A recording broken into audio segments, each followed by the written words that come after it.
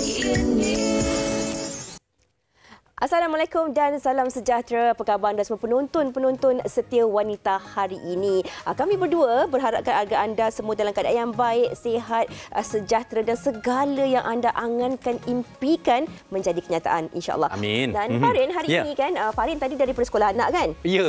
Dan ini juga hari ini merupakan sesi terakhir hari persekolahan bagi adik-adik ataupun anak-anak yang bersekolah lah. Kecuali bagi mereka yang sedang menduduki peperiksaan. Dan hari ini juga merupakan hari cuti umum di beberapa negeri di Malaysia bersempena dengan Isra' Mi'raj. Baik, berbicara mengenai Isra' Mi'raj itu, hari ini merupakan 27 Rejab. Mungkin kita boleh berkongsi sedikit secara ringkas mengenai apakah itu Isra' Mi'raj. Merupakan peristiwa penting dalam sejarah Rasulullah sallallahu alaihi wasallam yang wajib kita imani berdasarkan bukti-bukti daripada Al-Quran dan juga As-Sunnah. Dan Isra' bermaksud perjalanan Rasulullah pada waktu malam dari Masjidil Haram di Mekah ke Masjidil Aqsa di Palestin. Dan ini juga merupakan satu peristiwa ataupun bersejarah yang menjadi titik tolak bermulanya pensyariatan solat fardu, ibadat solat 5 waktu yang menjadi tonggak utama kita.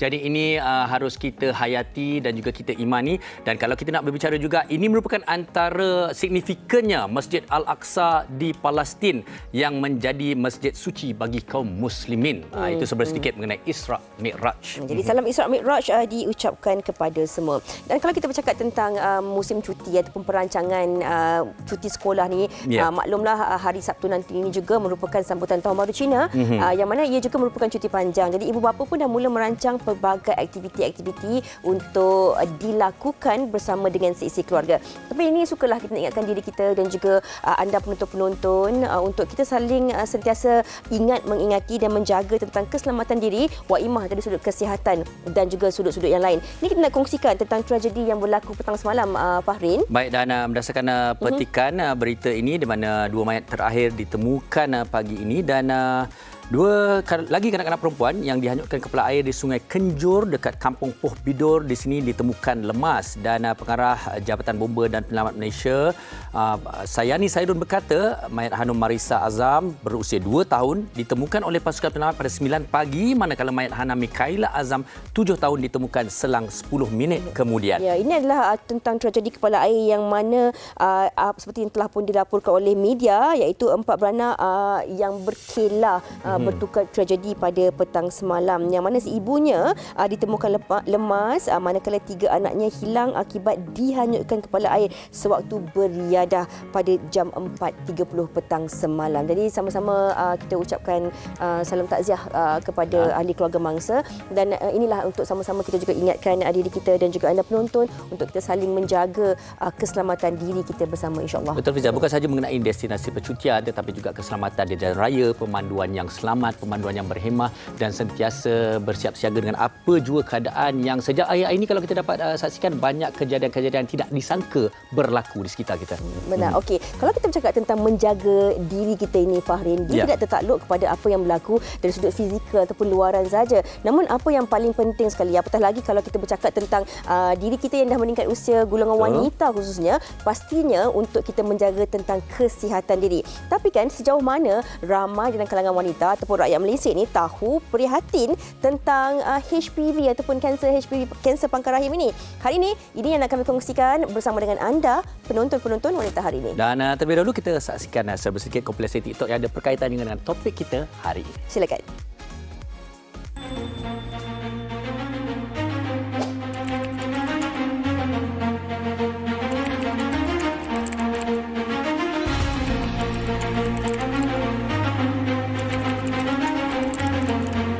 Jangan panik sekiranya pap smear anda tu tidak normal. Tidak semestinya anda mengalami kanser. Ia mungkin disebabkan oleh jangkitan kuman seperti yeast infection, bacterial vaginosis dan sebagainya yang boleh menyebabkan pap test anda tu jadi tidak normal. Jadi doktor selalunya akan memberikan antibiotik dan ujian ulangan akan dibuat selepas 6 bulan kemudiannya. Tapi sekiranya pap test tu menunjukkan anda mungkin ada pre-cancer, doktor selalunya akan menyarankan satu ujian yang kita panggil sebagai kolposkopi. Ambil sedikit tisu pada pangkal rahim anda dan kita hantar ke makmal untuk pastikan betul-betul sama ada anda mengalami pre-cancer ataupun early cancer dan sebagainya. itu pun anda jangan panik. Sebab bila ia dikesan pada peringkat yang sangat awal, rawatan yang akan diberikan adalah rawatan yang boleh menyembuhkan anda. Okey? So, jangan risau sangat kalau pap test anda itu menunjukkan tanda tak normal. Sarah kanser apa? Sarah dah buang rahim ke? Semua ke? Ya, Sarah kanser rahim, Sarah dah buang rahim semua. So, dah tak boleh mengandung lah. Sayangnya. Kenapa buang? Kenapa tak selamatkan? Itulah, stop soalan-soalan macam ni, okey? Kalau Sarah boleh selamatkan, Sarah memang akan selamatkan. Dan Sarah dah buat pun. Sarah pergi rawatan moden, hospital, alternatif, ustaz, macam-macam sebelum Sarah decide untuk buang rahim tu. Sarah buang rahim untuk selamatkan nyawa Sarah. Dan Sarah dah redha dah. Sarah dah terima dah segala ujian ni daripada Allah. Okey? Perjalanan hidup Sarah. Mungkin ada hikmah yang lebih baik yang Allah nak bagi kat Sarah, okey? So, untuk kawan-kawan di luar sana yang melalui hari-hari yang sukar, jangan give up. Teruskan hidup bersangka baik dengan Allah, okey? Reda di hati, jangan di mulut saja. Reda berterusan, okey? Ini yang kami nak kongsikan bersama dengan anda hari ini tentang kanser pangkal rahim dan juga kepentingan tentang vaksinasi HPV. Ini yang kita nak kongsikan kepada anda supaya tidak ada yang ketinggalan, supaya rata-rata wanita ataupun golongan remaja yang selayaknya untuk mendapat vaksin ini telah pun mengambil ataupun cakna tentang perkara ini, dan kami kongsikan bersama dengan anda penonton. Dan jika anda ada sebarang komen, pendapat ataupun apa sahaja yang ingin anda tanyakan, anda silakan untuk hantarkan komen-komen anda di Facebook WHI TV3 dan juga Instagram kami, TikTok kami WHI TV3. Dan hari ini juga kita akan mengupas juga bagaimana kita sebagai masyarakat dan juga orang sekeliling dapat membantu mereka yang mungkin juga menghidap kanser ini. Jadi kita berehat seketika, jangan ke mana-mana.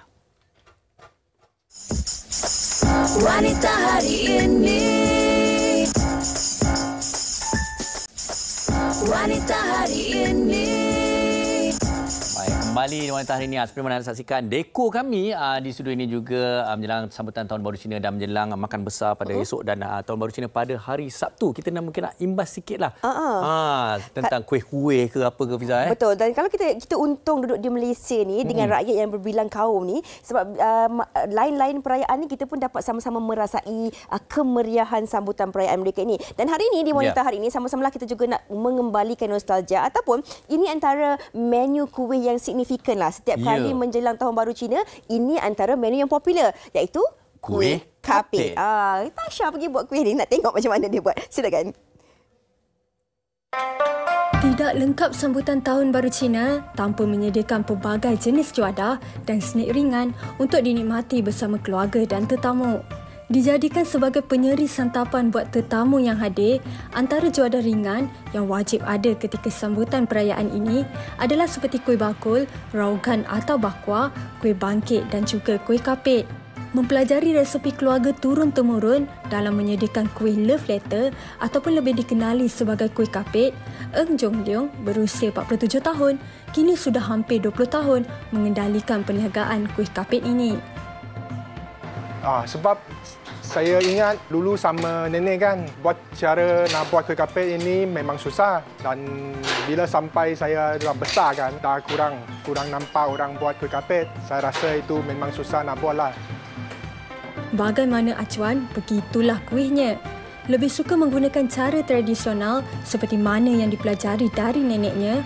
Baginya, cara pembuatan begini juga dapat memberi kepuasan dari segi rasa serta tekstur kuih. Dengan menggunakan cara ini, ianya sedikit sebanyak dapat memberi rasa asap kepada kuih.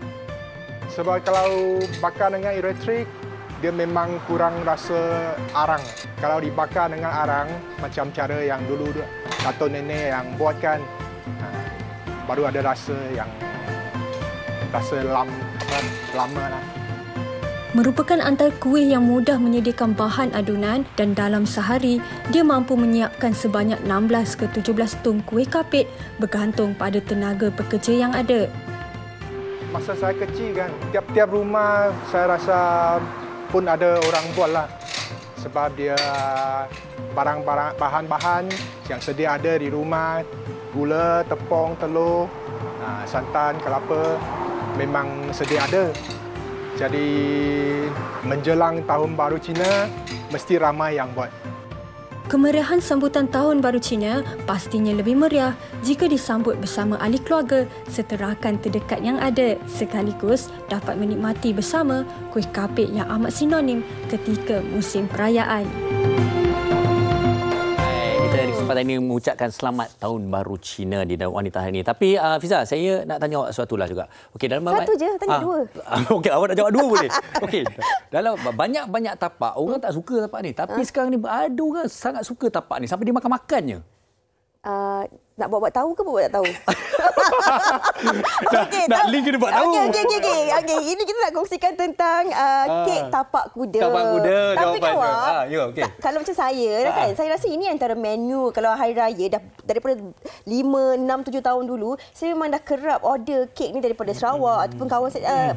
Nabila Razali pun ada jual kek ni. Betul. Tetapi sesuatu yang cukup menarik, apa yang membuatnya viral pasti ada sesuatu yang istimewa ataupun saya kira Fiza sebenarnya variasi yang dibuat untuk kek tapak kuda ni. Pelbagai perisa yang macam-macam pelik-pelik pun ada sekarang. Tapi tadi awak cakap asalnya lebih kurang apa kek ni?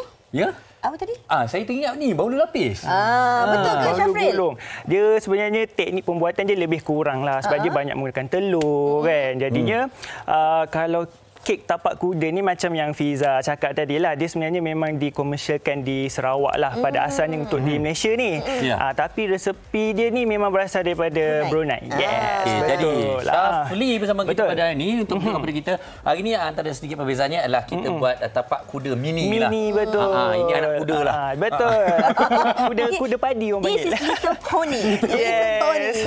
Okey, Syafli, silakan. The name of the cake lah. The name of the cake is the tapak. Kuda. Tapak kuda. Tapak poni. Okeylah. Tapi kalau kita cerita pasal tapak kuda ni sebenarnya memang macam Fiza cakap tadi lah, dah lama kan. Tapi disebabkan dengan inovasi, dengan variasi yang terkini, dia didatangkan dengan ada yang crunchy, dengan flavor selain daripada yang hazelnut ataupun coklat, dia dah pelbagai perisa lah. Suka kalau Awak belum makan sugar lagi hari ni kan? Sila. Syafril, sambil-sambil Syafril boleh tak tunjuk demo nak buat dia? Sambil kita orang rasa Syafril. Hari ni saya akan tunjuk cara kita nak buat dia punya filling lah. Dia punya crunchy matcha. Okey. So bahan-bahan yang kita perlukan ialah coklat putih, cereal, minyak jagung dan juga serbuk matcha lah ataupun green tea, teh hijau kan. Okey, so cara buat dia simple je sebenarnya. Okey, kita ambil coklat putih, and then kita masukkan je minyak jagung. Okey. Alright.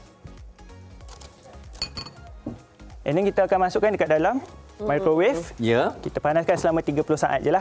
Maknanya yang putih tadi apa? Coklat putih. White coklat lah. White coklat. Baik, yang crunchy itu ataupun yang garing-garing itu kita dapat daripada bijirin tu lah. Daripada bijirin tu, betul. Awak dah rasa, Farid, apa komen awak? Okey. Saya terus terang akan ada peminat-peminatnya. Tapi satu, kalau saya mungkin saya bermanis sangat. Tapi besar harapan saya kalau ada mereka ataupun Syafri sini betul untuk buat yang kurang manis. Saya pun setuju. Betul. Dia disebabkan kalau kita tahu pun kalau kita menggunakan coklat putih tu sendiri dia memang rasanya memang manis daripada coklat yang biasa kan. Jadi cadangan saya buat dark chocolate. Yes. Tapi maksudnya yelah kan kalau kita letak sikit filling dia orang kita kena kup pula. Betul. Macam saya tadi bila saya termakan, saya terus ambil bahagian yang atas ni. Cuba tunjuk jadi saya makan. Tak boleh dah. Bila saya termakan yang bahagian atas ni, jadi saya akan rasa yang manis dulu. Dia sampai dekat kepala. Okey, sebab kita bercakap tentang dalam kita nak menikmati hidangan makanan ni, tapi dalam masa yang sama kita jaga kesihatan juga. Okey. Tapi kita tak naklah juga menidakkan golongan-golongan tertentu ni untuk menikmati keenakan rasa ni. Syafri ada idea tak kalau macam orang yang macam mungkin ada penyakit-penyakit tertentu? Maybe kita boleh tukarlah. Kalau macam Farin cakap tadi, maybe kita boleh tukar dia dengan dark chocolate ataupun gula tu kita boleh kurangkanlah sikit kan dalam dia punya pembuatan tu. Nampak tak? Jadi boleh order kat siapa?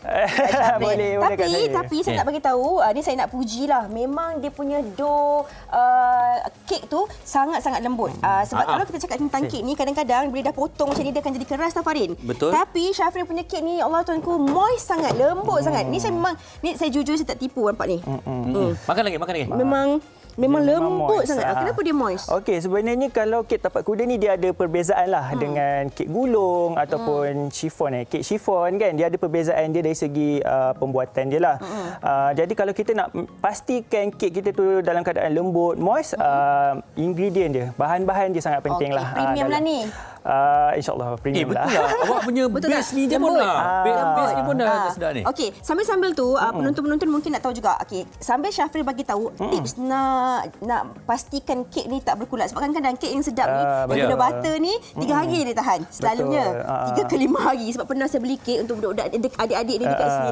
Saya tak sedar. Saya beli-beli rupanya dah expired. Rupanya kek tu tahan 3 hari saja. Okey, ada tak tips cara untuk penyimpanan kek ni? Okey, yang pertama apa yang kita nak buat dalam pembuatan, tak kisahlah apa pemasakan sekalipun, kita kena jaga dia punya kebersihan lah. Okay. Hygiene dia tu, hygienetik dia kita kena jaga. Dan seterusnya penyimpanan tu pun kena betul lah. Contoh pada nak simpan kek ni? Kalau kek ni memang wajib dekat dalam freezer. Oh, freezer. Freezer ataupun chiller lah. Okey. Peti sejuk yang biasa tu. Untuk dihidangkan pun memang kita kalau keluar daripada peti dia memang kita terus boleh hidangkan lah. Tapi kalau dia dah lembik sangat pun tak best juga sebenarnya. Okey. Sambil-sambil nak tunjuk contoh demo yang terakhir ni, boleh tak dikongsikan media sosial ni? Sebab penonton kita ramai bertahun-tahun nak tanya kat mana. Okey, sebenarnya saya sebenarnya daripada Brownice. Brownice ni kita sebenarnya dah lama lah juga bertapak untuk dalam pembuatan kek ni. Jadi boleh pergi ke IG ataupun Facebook lah, Brownice. Brownice Cake. Perisanya berapa banyak jenis? Berapa ribu jenis lah? Tak adalah ribu kan. Tapi sebenarnya untuk dia punya flavor ni kita buat yang lain pada yang lain. Ada sebab kita ada flavor durian juga. Durian tu. Lepas ni saya nak suruh siapa buat tapak kuda ni, buat pula ni tapak kuda sambal tumis. Aduh. Okeylah. So boleh tapi jangan manis, buat savory. So benda ni kita dah settle lah kan. Jadi inilah kejadian dia. Ini kejadian dia. Okey, sekejap. Saya buat. Elok-elok. Alright.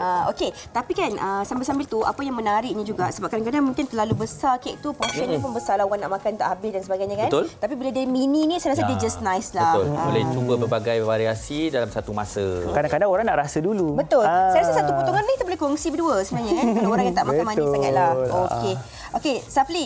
Safli nak teruskan buat demonstrasi kek tapak poni ni.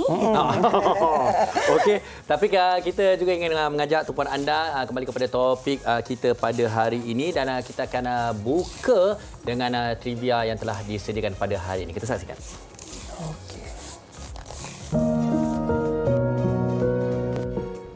Apabila berbicara tentang kanser pakar rahim, pastinya paling digeruni oleh kaum hawa. Benar, ia menjadi satu ketakutan buat semua wanita, tidak kira yang muda ataupun tua.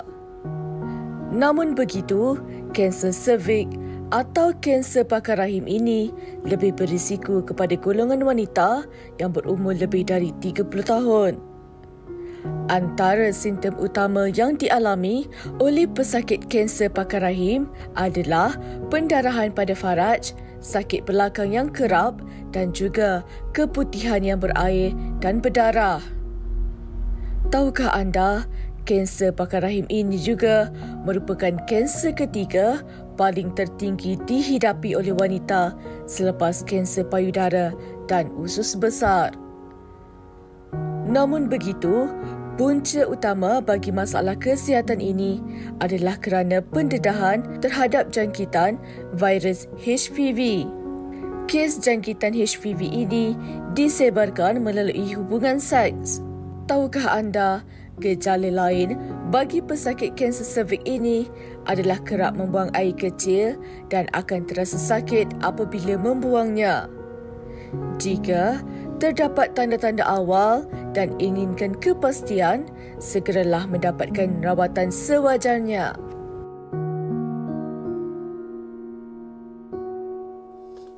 Itu yang seperti telah pun kita janjikan di awal tadi. Hari ini kita nak kongsikan tentang kanser pangkal rahim ataupun kanser cervix ini. Kita nak kongsikan bersama dengan dua orang tetamu di studio, Farin. Baik, kita ini bersama-sama dengan Mindy Tan, pemandiri kanser cervix bersama kita pada hari ini. Terima kasih Mindy bersama dengan kita. Dan juga Dr. Meharshni, Gunasilan, Ketua Promosi Kesihatan Persatuan Kanser Kebangsaan Malaysia NCSM, atau lebih mesra panggilan Dr. Meha. Betul.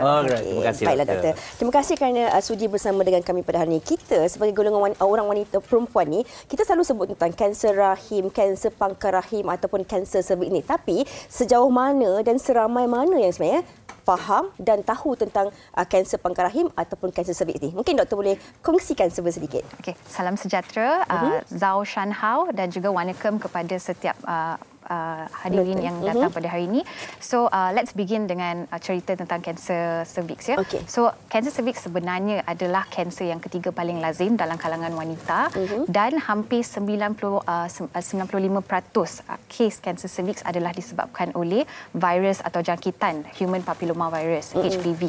So adalah sangat penting untuk orang ramai termasuk golongan wanita dan juga remaja perempuan untuk mengambil langkah pencegahan iaitu melalui vaksin HPV ataupun mereka yang terlibat dalam usia untuk screening boleh datang ke hadapan untuk membuat screening. Okey. Tapi doktor, sebelum kita nak pergi dengan lebih lanjut lagi, sebelum kita nak pergi kepada langkah-langkah mencegah dan juga merawatnya, siapa sebenarnya golongan yang berisiko sebenarnya untuk dijangkiti ataupun mengalami masalah kanser cervix ataupun kanser pangkar rahim ini? Okey, kebiasaannya golongan wanita adalah the highest risk yang untuk mendapatkan kanser cervix dan sekiranya mereka ada sejarah kanser cervix dalam keluarga ataupun mereka yang terdiri daripada golongan yang memulakan hubungan seksual pada usia yang muda ataupun dos yang mempunyai immune system yang rendah, immunocompromised people.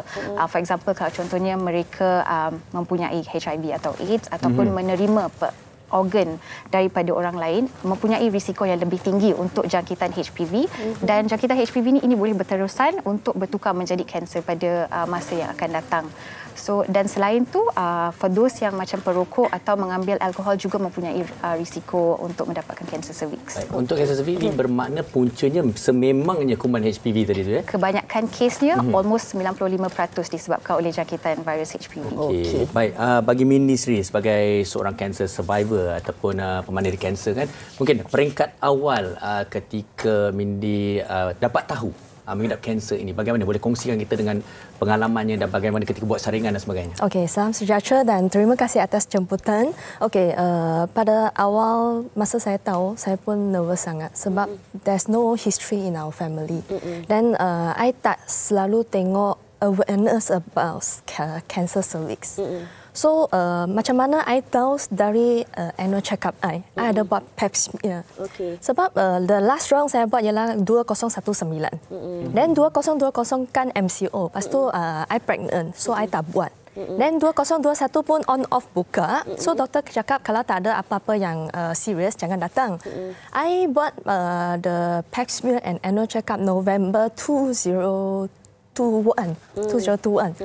So December doktor call, doktor cakap you punya pap smear report ada abnormal sikit. I akan refer you pergi hospital buat biopsi. So lepas buat biopsi you kena tunggu macam 2 minggu macam tu. Then hospital call, hospital cakap I ingat masa tu December 31st 2021. Doktor cakap Mindy, ini confirm cancer. Masa semua orang sedang celebrate New Year, I dapat call macam ni. So, mesti sedih lah. Masa tu anak saya baru 1 tahun lebih, anak kedua. So, I takut lah. Then, I tak ada solution mah. Then, masa I cakap dengan ibu I, dia pun nangis. Selain nangis, kita tak tahu nak buat macam mana. Okey. Tapi Mindy, selain daripada Mindy melakukan saringan, saya kira berkala lah setiap tahun maksudnya, ada tak simptom-simptom lain ataupun perubahan-perubahan yang you rasa pada diri you? Memang tak ada simptom. Okey. Sebab I seorang yang sangat sihat. I tak pergi lepak malam. I makan pun sihat. I buat gym, I buat workout. So I memang tak ada simptom yang sangat serius lah. That's why masa doktor tengok I pun dia cakap, you tengok macam sangat sihat. You look good. You don't look like a sick person. Doktor pun tak percaya. So ini memang tak ada simptom. Okey. Doktor, simptom-simptom yang macam Mindy, dia tak tahu langsung ada simptom. Jadi bermaksud kalau dia tak pergi buat saringan, dia tak tahu.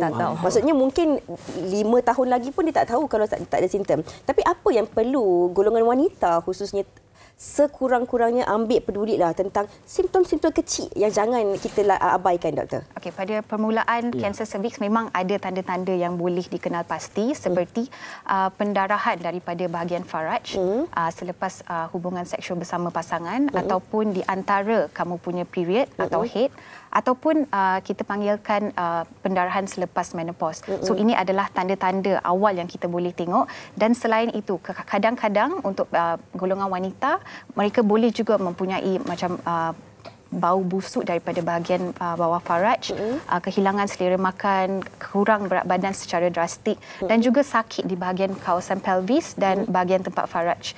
So and also selain itu simptom yang paling yang mereka boleh recognize ialah mereka boleh berasa sakit semasa mengadakan hubungan seksual dengan pasangan mereka. So ini adalah tanda-tanda yang paling common yang boleh dikenal pasti pada stage yang awal. Dan kalau kita kata kes seperti mana Mindy tadi juga, apa yang terbaik adalah jangan, itu ada simptom yang kita nampak, kita boleh lihat, tetapi untuk Mindy ataupun mereka yang rasa sihat tetap buat pemeriksaan berkala. Betul. Okey, Mindy, ini yang cukup menarik. Ini juga menarik perhatian saya sebagai seorang lelaki, seorang suami, di mana ini juga merupakan kami adalah support system kepada keadaan ini juga. Jadi setelah pengalaman tadi, kejadian tadi, bagaimanakah seterusnya Mindy mendapatkan sokongan dan juga mendapat kekuatan dan hari ini bersama dengan kita? Okay, of course I will say husband I memang supportive lah. So selain kita pergi jumpa banyak-banyak doktor, dapatkan pengetahuan dan knowledge, dia pun jaga I dari segi rumah, segi makanan, anak, semua dia handle. So dia hanya cakap satu benda dengan I, you rest, you kena recover cepat. Yang lain you tak payah risau. So dia handle everything. Okey. Mindy, maafkan saya kalau boleh saya tanya, di awal bila doktor bagi tahu Mindy bahawa Mindy this is cancer, dah di peringkat keberapa ketika itu? 3. Okey. Peringkat ketiga tu sebenarnya dia dah consider advanced stage lah. Consider stage yang dikesan pada peringkat yang lewat. So also another thing saya nak bagi tahu ialah cancer cervix adalah one of the most preventable and treatable cancer kalau it is detected at an earlier stage lah. So langkah-langkah pencegahan dari segi untuk merecognize dia punya signs and symptoms dan juga mengambil the vaksin HPV dan membuat saringan ataupun pemantauan kesihatan yang sepatutnya boleh mencegah daripada kes-kes cancer cervix ni dikesan pada waktu yang lewat. Okey. Doktor, ini yang kita dah kongsikan. Tapi sebenarnya ini yang daripada awal tadi kita nak kongsikan bersama dengan penonton kita. Sebenarnya adakah masyarakat kita ni tahu ataupun tidak tentang kanser cervix, ataupun macam tadi Mindy pun cakap kan sebelum ni dia pun tak baca tentang kanser cervix dan sebagainya. Kita nak tahu sejauh mana masyarakat tahu tentang kanser pangkal rahim ataupun kanser cervix. Kita dengarkan daripada mereka.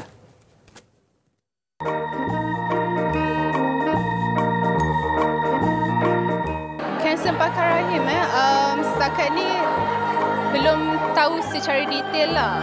Ya. Saya tak pasti sangat pasal kanser pangkal rahim ni, tapi apa yang saya tahu ia ada di sel cervix dan ia merupakan satu kanser ketumbuhan yang berada di faraj wanita. Betul tak?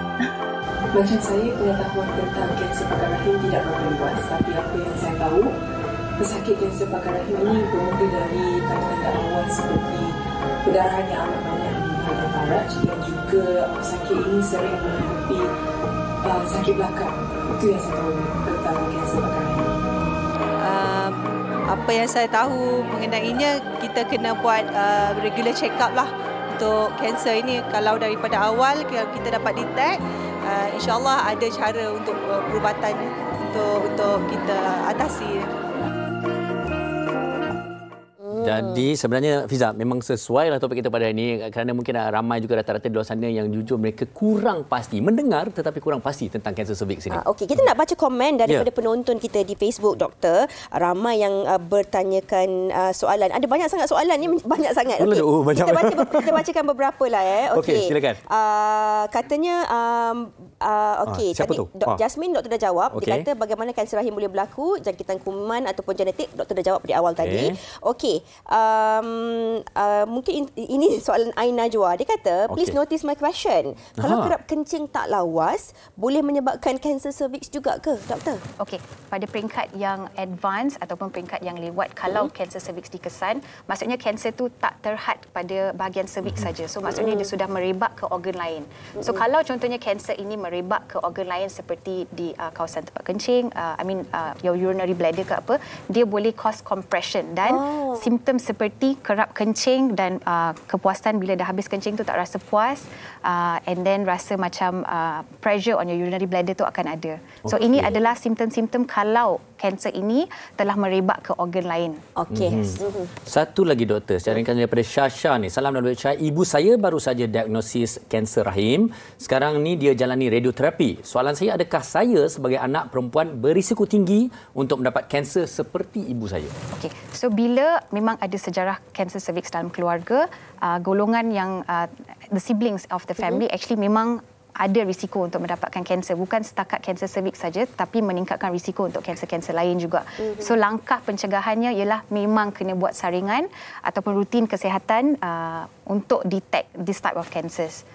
So memang ada risiko untuk dapatkan kanser. Ini soalan yang terakhir kita ambil daripada rakan kita di Facebook lah. Dia kata, macam mana kita nak tahu ada kanser pangkal rahim, walaupun Mindy dah kongsikan tadi tentang pap smear itu, tapi adakah sebenarnya dia juga boleh berpunca daripada haid yang tak putus walaupun dah jadi warga emas? Maksudnya dah berusia tapi belum menopause lagi. Ada risiko ke, doktor? Okey, kalau early menstruation dan late menopause usually dikaitkan dengan breast cancer tapi bukan cancer cervix per se. So kalau pendarahan yang macam saya cakap tadi selepas perhubungan seksual dengan pasangan ataupun selepas menopause atau pendarahan in between of your period, these are the most common symptom lah kalau kita kaitkan dengan cancer cervix. Okey. Mungkin saya ringkas juga, ini ada mungkin ada soalan relevannya dengan Mindy sendiri. Okey, dari Tasha. Assalamualaikum wanita, hari ini doakan saya doktor baru sahkan kanser pangkal rahim stage 3. Sekarang baru nak start buat rawatan. Okey, ini saya nak katakan juga kepada Mindy yang saya kira kehadirannya hari ini juga menjadi inspirasi dan kekuatan kepada wanita di luar sana. Jadi bagaimana rutin Mindy sendiri dan juga rawatan-rawatan seterusnya dan juga harapan di masa akan datang. Okey, saya sudah complete chemo dan also radioterapi pada tahun 2022. So lepas tu macam mana nak jaga, ini sangat penting lah. Especially orang-orang muda sekarang, mereka tak tidur awal. Mereka tak makan benda yang khasiat. Mereka makan processed food, fast food, tin, can food. So semua ni actually dia ada membahayakan. So kalau boleh buatlah senaman at least 30 minit sehari. Ini macam mana I jagalah. Sebab I sudah 2 tahun tak buat hormone terapi. Means hormone therapy free. Because of my good habit, so doctor say not at the moment. Penting jugalah sokongan orang di sekeliling dan juga support group itu. Tapi doktor, ini yang perkara paling penting sekali. Kita dah cerita tentang simptom-simptomnya, siapa yang berisiko dan sebagainya. Tapi apa yang paling penting sekali, doktor katakan tadi bahawa kanser ketiga tertinggi dalam kalangan wanita ini boleh dicegah dan mudah untuk dirawat.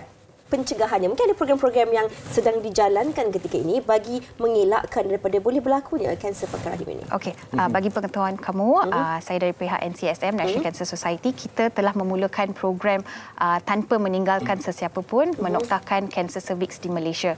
So program ini ditujukan kepada golongan remaja perempuan ataupun kanak-kanak perempuan serta wanita untuk mendapatkan vaksin ini dari umur 13 hingga 20 tahun bagi mereka yang kurang berkemampuan daripada kawasan pedalaman dan juga mereka daripada golongan yang terpinggir. So ini adalah inisiatif mulia daripada kami untuk memberi vaksin kepada golongan yang tersasar ini. Dan bagi pengetahuan kamu semua, kami telah mendapat sumbangan sebanyak 300,000 juta vaksin yang bernilai hampir 90 juta untuk support Kementerian Kesihatan Malaysia dalam usaha mevaksinasikan golongan tersasar kita. So dan program ini bertindak sebagai program pelengkap kepada our National Immunisation Program yang dijalankan oleh KKM. Yang dijalankan di sekolah lah. Okay, tapi ini yang penting sekali sebab kita tak nak ada sesiapa pun keciciran, tak nak ada sesiapa pun ketinggalan bagi mendapatkan vaksin HPV ini. Tapi bagaimana pula cara kalau mereka nak tahu ataupun nak dapatkan? Kadang-kadang ni malu. Tak tahu nak pergi jumpa siapa, nak tanya macam mana saya nak dapatkan vaksin ni. Ada tak cara untuk mereka yang mungkin sedang menonton ketika ini, dia tak berkemampuan, dia ingin mendapatkan vaksinasi ini? Okey, so sebagaimana yang saya bagi tahu, boleh merujuk kepada mana-mana NGO kesihatan yang terlibat ataupun agensi kerajaan atau entiti swasta sebab mereka ada jalan untuk menuju kepada pihak kesihatan ataupun NGO yang terlibat dalam memberikan vaksin ini. Seperti yang saya cakap tentang program Leaving No One Behind or the program tidak meninggalkan sesiapa pun, memang terdiri daripada 150 NGO dari bahagian agensi kerajaan dan juga swasta yang telah turut bersama dengan kami untuk menjayakan program ini. Maknanya mereka boleh pergi tengok website atau bagaimana? Mereka boleh untuk visit the website hpv@cancer.org.my untuk mendapatkan maklumat yang lebih lanjut, dan juga the best person to ask is definitely your doctors. So kalau contohnya mereka ada kunjungan daripada pihak doktor daripada klinik kesihatan ataupun private GPs and all that, mereka boleh menggunakan peluang ini untuk mendapatkan lebih pengetahuan. Okey, Cok, ini soalan penting. Sebab ada dalam kalangan penonton ataupun masyarakat dia dah pernah ambil vaksin HPV, tapi mungkin 10 tahun, 15 tahun dulu. Adakah vaksinasi HPV ini perlu diambil berkali-kali ataupun sebenarnya sekali seumur hidup ke, ataupun boleh repeat atau bagaimana, doktor? Okay. Untuk pengetahuan kamu semua, terdapat almost 200 jenis HPV yang dikesan di luar sana, dan bukan semua jenis HPV boleh dikaitkan dengan kanser cervix, dan terdapat HPV jenis yang tertentu yang boleh meningkatkan risiko untuk dapatkan kanser cervix seperti HPV 16 dan 18. Dan di waktu persekolahan memang ramai diberikan suntikan vaksin HPV yang akan meliputi HPV 16 dan 18. Tetapi sekarang terdapat banyak lagi strains HPV yang dikaitkan dengan kanser cervix. So kalau contohnya seseorang remaja perempuan ataupun kanak-kanak perempuan ataupun wanita sudah mendapatkan vaksin pada peringkat persekolahan, sekarang masih boleh ambil vaksin ini sebab terdapat banyak lagi strains di luar sana yang dikaitkan dengan kanser cervix. Umur terakhir yang sebelum boleh ambil ini? So vaksin ini disarankan untuk perempuan ataupun lelaki seawal umur 9 tahun sampai 45 tahun. Okey. Yes. Tahun ni boleh ambil lagi? Boleh ambil lagi. Okey. Lelaki pun boleh ambil? Boleh, sebab jangkitan HPV ni adalah boleh dijangkiti melalui hubungan seksual. Ini informasi dan juga fakta yang perlu kita tahu ni sebenarnya. Baik, kalau boleh kita nak bicarakan lebih lagi, namun inilah masa yang kita ada, ringkas padat tapi saya pasti telah beri pencerahan dan juga inspirasi kepada mereka di sana, terutamanya dengan kehadiran Mindy. Terima kasih sekali lagi Dr. Meha dan juga Mindy kerana bersama dengan kita pada hari ini. Okey, dan diharapkan apa saja yang kami kongsikan pada hari ini dapat membuka mata dan juga minda anda penonton untuk kita lebih cakna dan ambil tahu tentang kanser pangkal rahim ataupun kanser cervix. Anda boleh terus membuat pembacaan yang selebihnya. Apa yang paling penting, langkah pencegahan. Sebab doktor cakap tadi saya suka kerana ini antara kanser ketiga tertinggi, tapi ia boleh dicegah dan dirawat. Itu yang paling penting sekali. Jadi sama-samalah kita kongsikan dan cakna tentang perkara ini. Kita nak berehat dahulu seketika, Farid. Selepas ni kita ada sesuatu yang menarik di hari Isra Miraj ini. Jangan ke mana-mana. Wanita hari ini. Wanita hari ini. Baik, kembali di Wanita Hari Ini, dan sebelum berehat tadi saya katakan ada sesuatu yang menarik pada hari Isra Miraj ini. Ada sesuailah juga tetamu kita pada hari ini, di mana hari ini kita akan membicarakan mengenai wakaf dan infak pembinaan masjid pertama di Bukit Beruntung, Rawang, Selangor. Dan kita bersama dengan Ustazah Profesor Madya Nik Salida Suhaila binti Nik Saleh, Duta Khas Pembinaan Masjid Pertama di Bukit Beruntung. Baik, Ustazah, terima kasih kepada kita hari ini. Betul ke yang pertama, dan mungkin boleh diceritakan juga dengan kita tentang latar belakang projek pembinaan ini? Okey, baik. Bismillahirrahmanirrahim. Assalamualaikum warahmatullahi taala wabarakatuh. Terima kasih, dan saya ucapkan banyak terima kasih kepada TV3 tim Wanita Hari Ini kerana menjemput kami untuk sama-sama berkongsi apa yang kami katakan sebagai projek untuk kita membina masjid yang pertama di Bukit Beruntung. Setelah pembinaan Bandar Bukit Beruntung ini lebih kurang hari ini dalam 25 tahun begitu, tapi masih belum ada walau satu masjid pun lagi. Jadi ini merupakan satu hasrat yang saya wakili 60,000 penduduk di Bukit Beruntung yang mana kita rasakan amat memerlukan satu kompleks masjid yang bukan sahaja menempatkan ruang solat untuk kita menunaikan ibadah, tetapi juga pusat sosial dan aktiviti pembangunan anak-anak muda kita, pembangunan agama dan pelbagai aktiviti keilmuan. Jadi keperluan kami adalah dalam lebih kurang 16 juta begitu, dan setakat ini collection kami lebih kurang 5 juta lebih sikitlah. Jadi saya rasakan bahawa ramai orang di luar sana, kakak-kakak kita ni yang tertunggu-tunggu sebenarnya peluang sebegini. Dan hari ini hari yang baik, bulan yang baik juga, mudah-mudahan kita dapat sama-sama membesarkan lagi syiar Islam ini dan juga turut terlibat dalam pembinaan Rumah Allah yang merupakan, saya rasa, apa lagi yang lebih baik untuk kita menginfakkan wang ringgit kita, kalau tidak banyak, sedikit, tetapi secara istiqamah, secara konsisten, insya-Allah. Jadi mudah-mudahan contribution kita itu menjadi satu amalan pahalanya yang berterusan sehingga kita meninggal dunia. Terus juga berterusan pahalanya, insya-Allah. Satu amal jariah yang berterusan ni sebenarnya. Baik, Ustazah tadi ada sebutkan juga tentang kosnya 16 juta ringgit. Tapi kalau boleh kita gambarkan jugalah bagaimana kesudahan projek ini, di mana berapa boleh ditempatkan, berapa ramai jemaah, mungkin apa juga ruang-ruang yang perlu kita tahu juga. Baik. Saya sebutkan tadi 60,000 orang penduduk di Bukit Beruntung ya. Jadi satu masa 3,500 jemaah yang boleh menunaikan ibadah di situ dan boleh beraktiviti. Dan ada sebenarnya di bandar berdekatan yang dinamakan Bukit Sentosa. Ya, di situ memang ada masjid, tetapi Bukit Sentosa dan Bukit Beruntung ini adalah dua bandar yang berbeza. Jadi buat masa ini hasrat penduduk di Bukit Beruntung setelah 26 tahun pembangunan bandar itu dibina, kita perlukan satu masjid khusus ya, berbanding 11 surau yang ada. Dan 6 tempat solat Jumaat yang pecah-pecah begitu, dan mereka juga sebab tu solat ini mereka sudah sampai, orang kata, keluarlah daripada masjid, tak muat dah. Keluar daripada surau dah tak muat. Saya kalau dah keluar sampai kata jalan raya solat Jumaat, jangan kena langgar kereta. Jadi itulah keadaannya. Saya fikirkan sudah sampai masanya, mungkin ada hikmahnya 2024 ini kita dapat memastikan bahawa dana ini kita dapat kumpul sebanyak yang boleh untuk kita realisasikan hasrat membawa agama ini sebesar-besarnya, insya-Allah. Dan secepat yang mungkin kalau boleh. Cepat dapat kumpul, cepatlah dapat siap. Tetapi suatu yang istimewa apabila kita katakan sebagai pembinaan masjid pertama. Jadi pasti ada keistimewaannya, dan mungkin Ustaz boleh kongsikan tentang kebaikan berinfak, berwakaf. Bukan saja untuk simbol masjid pertama itu, tetapi untuk pahala kita yang berterusan, Ustazah. Baik. Saya teringat sebuah hadis daripada Abu Hurairah radhiyallahu anhu yang disampaikan daripada Rasulullah sallallahu alaihi wasallam, yang mana kita semua biasa dengar bahawa setelah matinya anak Adam itu, matilah semua urusannya yang dia boleh buat, sama ada amal solehnya ataupun kejahatannya pun mati. Tak boleh diteruskan kerana kita sudah meninggal dunia. Tetapi ada 3 kebaikan yang Allah janjikan akan berterusan walaupun kita ni nak buat haji tak sempat, nak bersedekah pun tak sempat, nak menolong orang tak sempat, nak bayar hutang pun tak sempat. Tetapi ada 3 perkara yang Allah benarkan ia berterusan, iaitu sedekah jariah. Dan sedekah jariah ini adalah apa yang kita bicarakan pada pagi ini, antaranya ya, yang mana satu perbelanjaan harta ataupun wang ringgit kita kepada satu amalan yang sangat baik, yang pasti dia adalah untuk kelangsungan dan juga syiar agama. Itu sedekah jariah yang akan berterusan, dah mati hari ini dah.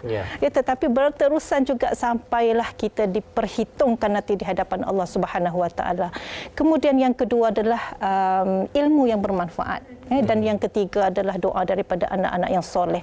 Jadi sedekah jariah ini satu perkara yang besar sebenarnya, yang walaupun ia banyak kebaikan, tetapi tidak semua orang mudah melakukan kebaikan ini.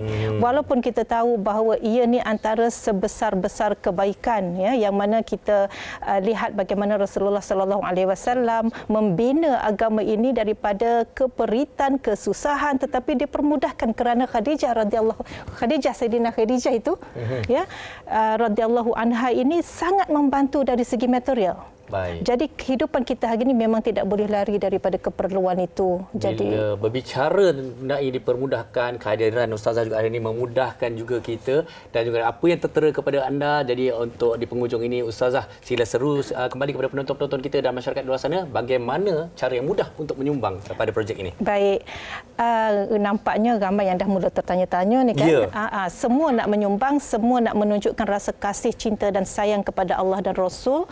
Jadi di skrin kaca TV itu sudah tertera nombor akaun untuk pembinaan masjid pertama di Bukit Beruntung. Jadi puan-puan, tuan-tuan, silakan mengambil tindakan selanjutnya. Jadi saya tak bacakanlah detail dan ada juga QR code di situ untuk di-scan. Jadi dia boleh memudahkan urusan transfer dan sebagainya, insya-Allah. Baik, sekali lagi ucapkan terima kasih kepada Ustazah Profesor Marjani Sarida Sohaila bersama kita pada hari ini untuk terus kita meningkatkan amal bakti dan jariah kita sepanjang bulan yang mulia ini dan juga di masa-masa akan datang. Terima kasih Ustazah. Dan kepada penonton wanita hari ini, jangan ke mana-mana, kita berehat hanya seketika.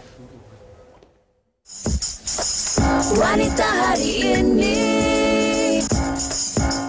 Wanita hari ini.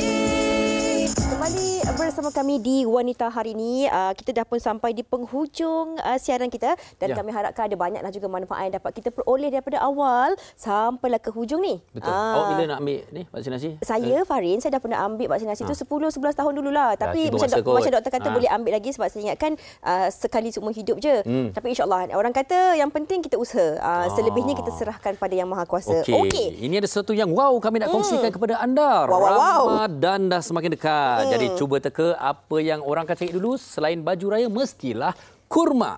Jadi di sini kami nak kongsikan kepada anda satu kurma yang hanya eksklusif dijual di Wow Shop sahaja. Yang ini tak dapat kat tempat lain, kat Wow Shop je, Farin. Jadi saksikan Wow Shop edisi Kurma Zara selepas siaran WHI jam 1 petang, sebentar kejap sahaja lagi.